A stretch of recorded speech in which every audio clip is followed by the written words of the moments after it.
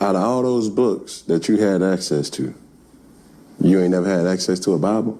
Yeah. I refused to read the Bible because I couldn't, as a kid, I couldn't connect to the language that the Bible wrote. Thou art. My understanding couldn't comprehend that. Okay, were you coherent to understanding that there were different versions of the Bible? Yeah, I understand about the council when they introduced Cesar Borgia as the white man with the blonde hair, and they took out pieces of the Bible. So I know the Bible have been dissected to brainwash, to control. Yes, sir. So what I did was... But not more or less that level. I'm talking about the international version. I understand it, but as a kid, you don't know that. Yes, sir. As a kid, you don't know to pick up this book and say, okay, they got a King James version. Okay, you don't know this. All you know is, here, read the Bible. They said, read the Bible. Correct. And you can't really understand what the preacher's saying. Correct. But I have a mother who are quoting scriptures, and I'm hearing her say these scriptures, but they're not making no sense. All things work for the good of those who love God, is called according to his will and his purpose. Mama, I'm locked up here for murder, and I'm gonna be here for 4 years. How is this gonna work for my good? But she's trying to explain this to me, and I'm saying, man, shit don't make no sense. I'm rejecting everything she's saying. For one, most kids reject what their parents teach them, because you think the world know more than your parents. So this ain't making sense, mama. This God that so loved the world that'll give us his son, then why this kid over here get molested if God love us? Where my daddy at, mama, if God's so good? You keep hollering about God good. How he good? How? And so it ain't making sense. So you don't believe in this scripture, raise up a child in the way he should go? As a kid, don't know scripture makes sense. I know it now. Of course. So, but as a kid, it says train up a child. Yes. How many parents are really training? We're raising our kids. We ain't training them. That's why when they get in situations, they don't go to their training to make good choices. When police get in situations, they go to their training. Their training is to shoot. Shoot. Where? Shoot to kill. Why you didn't shoot him in the leg? Because he was in a situation where he had to fall back on his training, and there's a silhouette where they're trained to shoot center mass. So that's why they don't shoot you in the leg. So what training are we giving our children where they get in a situation where they choose the training? We're not training. We raise our kids. How do we raise them? Food, shelter, clothing. We ain't training these kids. We ain't training these motherfuckers. So we ain't trained. We got to go to work. Mama got to go to work. Daddy cross town playing stepdaddy, making more babies. Who training us? Nobody. We're being indoctrinated at school, and we're being programmed by the culture. Who's training us? So we can mistrain up a child. That's why the kids ain't going no way, because ain't nobody training them. They're raising them. They're providing good homes, good clothes, good foods. But other than that, there's no training. That's why we're not in Boy Scouts. That's why we're not in ROTC. That's why we're not in no type of physical training to teach us how to do push-ups outside of sports. So as a kid, your parents are trying to introduce you to God, but you looking at the circumstances in a situation that y'all growing up in. So God ain't making sense to children no more. It ain't making sense. Was I blessed? Because when I go to school, the kids at school ain't blessing their food, but you got me blessing my food. It ain't making sense. Ain't nobody at school blessing their food, so I'm supposed to go to school and pray over my food. Nah, I ain't doing that, Mom. Because my peers supersede what you're trying to teach me if you don't have a bunch of money to buy my attention. So my mother was financially stable to buy our attention. What your mom do? My mom worked for General Motors, retired from General Motors. The backbone of America, the blue-collar worker. Yes. In the 80s. In the 80s. So we were very financially stable. I had my own bedroom, homie, in the 3rd grade. I had my own phone line. I had the bunk bed, bed with the desk. I had the basketball goal. I had the remote control car. We had the Nintendo with the power pad, the duck hunting game. I had the Jabos. I had all the name brand stuff that a kid could want. But for one, Mom wasn't at home. She had to work. So she provided a great home life. But when we got out of school, she was going to work. Daddy retired from the Navy. He doing his own thing. Were you raised in a household with your mom and your dad? No, just Mom. Were they ever together? Yeah, they were together the first part of my life. But that's a vague memory. Yeah, but when you say first part... I have no memory. Okay, now, do you think that had any type of trauma in your growth as a man? The absence of a father in any child's life leaves a child hurt, but ultimately develops a child as an angry kid, and he can't nobody explain why the little motherfucker just angry. That's the absence of a father. Wait, so both my brother. You speaking as from the son's perspective or the female's perspective? I'm speaking from the son's perspective. So both my brother and I grew up with just a good mother, a good loving mother. When I was 8 or 9 years old, homie, my brother looked at me and said, when I grow up, I'm gonna kill somebody. Man, I looked at that nigga and ran downstairs. Mama, Kevin saved me, grow up, man. Boy, come here. What you mean? Well, I grew up, I'm gonna kill. And so she spanked him when she should have been exploring that anger. Long before a kid gets angry, they feel hurt. Nigga, where my dad at? Mama, where daddy at? What Tupac say? He heard mama crying. Mama, where my daddy at? Heard you crying late night through the bedroom door. And do you love me, mama? Why they keep on calling me nigga? Get my weight up with my hate and pay them back when I'm bigger. So that's the 12-year-old big body kid, nigga, that they done put in football that grandmama them scared of. When he get mad, he huffing and puffing. He kick the door. He punch a hole in the wall. He push his little sister down. Get that weight up with my hate. So just think about my brother saying this, nigga, I'm 8 years old, he 10. Nigga, he killed somebody at 17. So I'm trying to piece it all together. So the anger, right? So we hurt in the beginning, but before you hurt, you feeling unloved. No, hold on, check that. Truth to that. But in your household, you raised by your mother, parents was never together. You guys, 3 boys. Two boys. So just you and your brother? Just me and my brother. 2 boys. So you only got 1 sibling? Yeah. But I had a sister come later in life when I was 13. Okay. So we got uncle, we got granddaddy, we got grandmama, we got aunts, we got cousins. So we got a big family. Yeah. And we got males there. But they ain't the right kind of male. Granddaddy got a barber shop. Granddaddy went to the military. Granddaddy retired from Paul Lumber's yard. Granddaddy worked at the bus barn. He the supervisor at the bus barn, but he pimping. He got all the hoes boosting and stealing. Granddaddy catch a major federal drug case and make the front page paper, right? So I remember my mother telling us when I was like in the 5th grade, don't go to school and tell nobody that's your granddaddy. His name Freddie White. My uncle is a pimp. My granddaddy got the barbershop. I'm growing up with granddad and uncle and them at the barbershop, seeing the hustlers and the players and the pimps.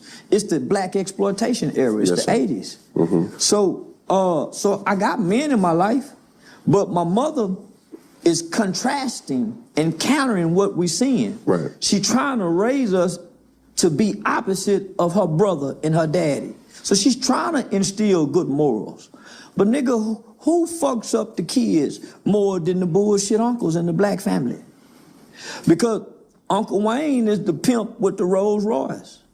Uncle Wayne is the pimp walking through with the briefcase full of money, the trash bags of money. So as a kid, you see the dynamics of how the family treat Uncle Wayne. Everybody kiss his ass, and he a woman beater. So everybody kiss his ass, so it's no different than a D-boy uncle who in the household with the mama who got the favorite brother. He coming through with the pants sagging and the gun. The nephews and them is picking up these traits. As he stopped through and get us with money, get out with money, rub them on the head, let them ride in the car with the hoes and the bitches. So I was a little king, like the little kid Finesse 2-time guy. I was that little nigga with my uncle now, being exposed to this shit. So that's the dynamic of the loving single black mother who's God-fearing, who's trying to teach her kids good morals and values, but she don't have the time because she got to work and provide a good living for them. And there's a missing piece in the father being... The absence of the father. Yeah. So the absence of the father, who's supposed to step in? An uncle, a cousin, somebody within the family. Figure. Within the family before she have to go out and get a coach. Correct. But nigga, there's no positive male figures. They teaching us the bullshit. Toxic.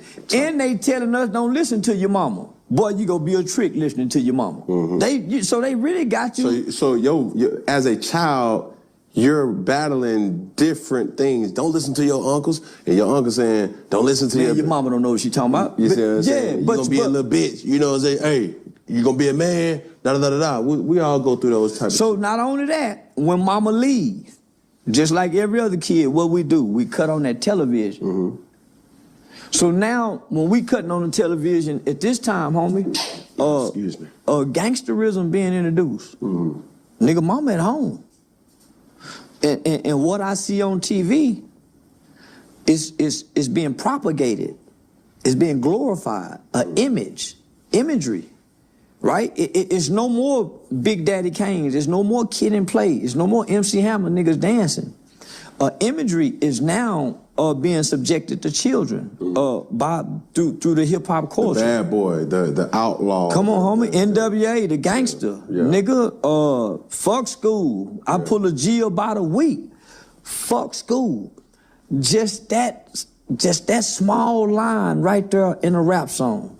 I pull a G about a week. Fuck school. That was KRS-One saying that. Mm-hmm.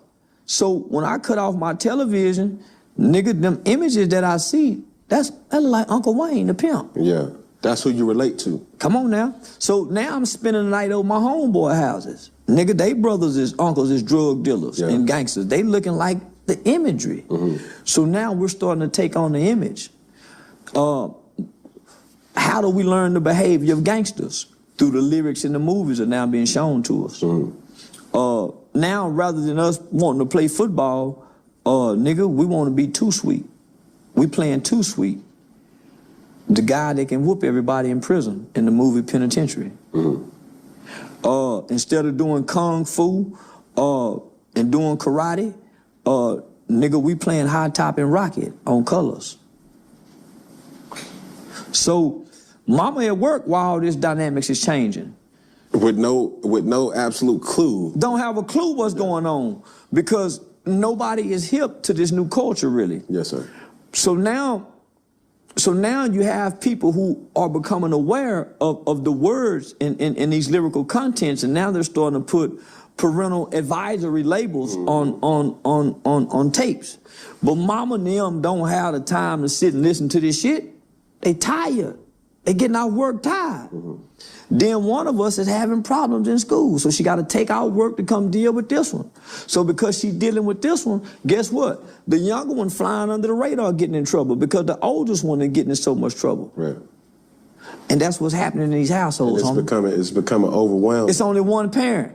It's only one parent. Not only that, the problems and the frustration of the children is mounting on top of whatever problems you're having at work, whatever financial problem, and your relationship problems. So along that, as not just you, but what you've been able to verbalize and picture paint is a typical situation in Black America. I call it the traditional single African-American parent home. It's so not problematic. It's trauma-based. It's trauma. It's trauma-based. In that household that's festering, and you're building the next generation of killers, pimps, drug dealers, because that's what they see. Out of fear. You do this. It's some mothers. All my partners, they got the gangster mamas. Mm. Them niggas was some of the most hardened killers in the streets because their mothers groomed them. Mm. The nigga who was groomed to be hard on a woman, he's very abusive because his mother taught him these traits. And whatever mama teaches, we stand on it. I'm gonna say it again, nigga, whatever mama teaches, we stand on it. That's why, nigga, I repeat a lot of the shit my mama say. Nigga, mama said that the Bible, so nigga, so if you, the street mama, that's why the whole mama is so dangerous. But the loving, over-nurturing mama is just as dangerous as the whole mama who teaching him the street shit. Yes, sir. Because she handicaps him, and what ends up happening is, out of his rebellion to be free as a boy and a male, he overcompensates with being over-masculine. Because mama done gave him all this, everything, so he try to play over-masculine. He too tough. He too tough. That's the nigga too tough. Over-masculinity is the driving force for niggas to crash out. Nigga want to fight all the time. That's mama. He don't know to think because being analytical is a man's natural behavior, not an emotional state. Nigga, we've been groomed to be emotionally responsive and emotionally driven men because of our loving mothers. She's so loving, she only whoop us when she's frustrated. That's where we learn to hit, when we get mad. Sit down somewhere. Bow, bow, bow, they hit you. And secretly they feel guilty because I've done it as a parent. Yeah. Feel bad in the motherfucker, but you done already delivered the lick. Yes, sir. I got a friend by the name of Terrence Sampson. He did 29 years on a 30-year sentence for murder. When he was 12 years old, he stabbed a next-door neighbor 93 times. He said he had his first homicidal thought when he was 5 years old, after his dad had brutally beat him. But right after the thought, he said his dad walked in with tears in his eyes and said, "Son, I'm sorry." Imagine had his daddy done that before the thought. He would have saved a life. Come on, homie.